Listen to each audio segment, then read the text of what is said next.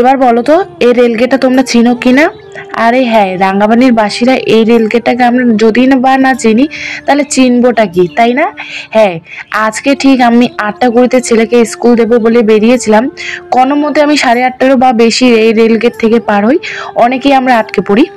আসার সময় 9টা 45 বাজে, যে এখনো পর্যন্ত আমরা কিন্তু রেলগেটে দাঁড়িয়ে রয়েছি। এই সামনে যে ট্র্যাকটারটি রয়েছে সেটা কিন্তু খারাপ হয়ে গেছে। এই খারাপের জন্য যেহেতু প্রচণ্ড ভিড় হয়ে যাবে, আমাদেরকে কাউকে পাত্তা দিচ্ছে না, মানে কাউকেই পার হতে দিচ্ছে না।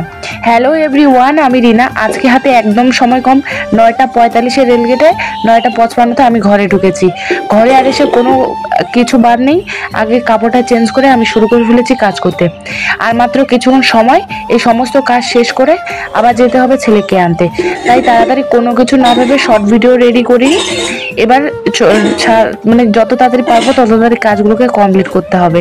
এদিকে খাওয়া দাওয়া করা তো নামই নেই, কারণ সেটা করলে আমার আরো বেশি লেট হয়ে যাবে। টিকিটে দাঁড়িয়ে থেকে একজন দাদু বলছে কবে যে এই ওভারব্রিজটা হবে। একজন ভাই বলে উঠলো কি, দাদু তুমি আর দেখতে পারবে না, মনে হয় তোমার বয়স শেষ দেখার। তখন আমরাও বললাম এই ওভারব্রিজের অপেক্ষা থাকতে থাকতে আমরাও থাকবো না মনে হয় ভাই, আমাদের বাচ্চা কাচ্চাগুলো যদি দেখতে পারে তাহলে ওরাই দেখবে। এটা নিয়ে তো সবাই অনেকটা হাসাহাসি, তার মধ্যে অনেকেই তো নানান ধরনের কথা।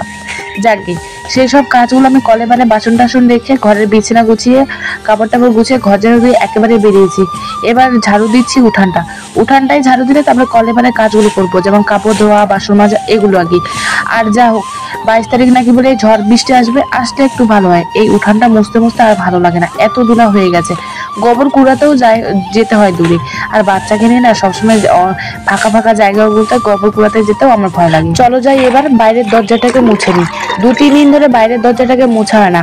আগে যেন সকালবেলা রোজ দিন উঠে আগে আমি বাইরের দরজাটাকে মুছতাম, কিন্তু এখন শুভকে স্কুল দেওয়ার পর থেকে সকালবেলা এই নিয়মটা আমি করতেই পারি না। কোনোদিন তো বাইরের গেটটাকেও আমি ঝাড়ু দিতে পারি না। আর এখন যেহেতু বেশ কিছুদিন ধরে মুছছি না দেখেই আমার প্রায় ধুলো ধুলো অনেকটা হয়ে গেছে। কি বলে, একটা কম বয়সের মেয়েকে বিয়ে করলে নাকি সে মেয়েটার সংসারের হাল ধরতে পারে না। একটা কম বয়সের মেয়ে যখন বিয়ে করে সে নাকি কিছুদিনের জন্য ভালো থাকে, তারপর নাকি মেয়েটা নাকি সংসারের প্রতি বা সংসারে কোনো কিছু নেই, তার শখ তার ইচ্ছে। আমি মনে করি না এটা বিশেষ, কারণ আমি আমার প্রতি যতটা দেখছি ততটা মনে হয় না যে মেয়েরা, খুব কম বয়সে মেয়েরা যখন বিয়ে করে ফেলে তারাও অনেকটা কিন্তু সংসারী হয়ে যায়।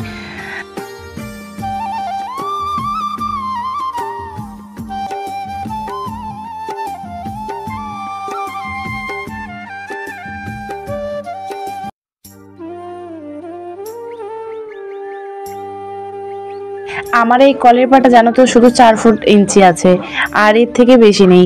আমার এই ঘরটা করার পরে এই 4 ফুট জায়গাটা বেঁচে গেছিলো, তখন বাবারা ঠিক করেছে কলটা এখানেই বসাবে।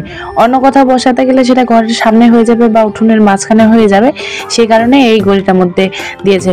অনেকেই আমাকে জিজ্ঞাসা করে যে আমার এখানে কাপড় ধুতে বা বাসন মাজতে অসুবিধা হয় কিনা। অল্প কিছু হলে অসুবিধা হয় না, তবে অনেক বেশি হয়ে গেলে অসুবিধা হয়, একটু ম্যানেজ করে করে করতে হয়। আর যাকে নিজের একটা ঘর বাড়ি, সেটা ছোট হোক বড় হোক, সেটাতে অনেকটা শান্তি, এটাই হচ্ছে সবচেয়ে বড় কথা। আমার রান্নাঘরটাও খুব ছোট।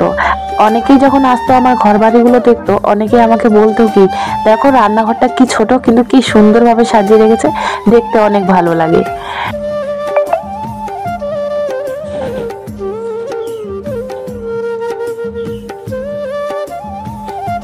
মোবাইলে হাত দিয়ে দেখলাম 11টা 20 বেজে গেছে, আর সময় নেই সত্যি।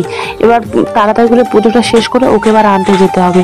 এদিকে যেহেতু আমি 2 দিন ধরে পুজো দিতে পারিনি, আর গার্লস প্রবলেমের জন্য, সে কারণে একটু তো ঠাকুরগুলো নোংরা হয়েই আছে।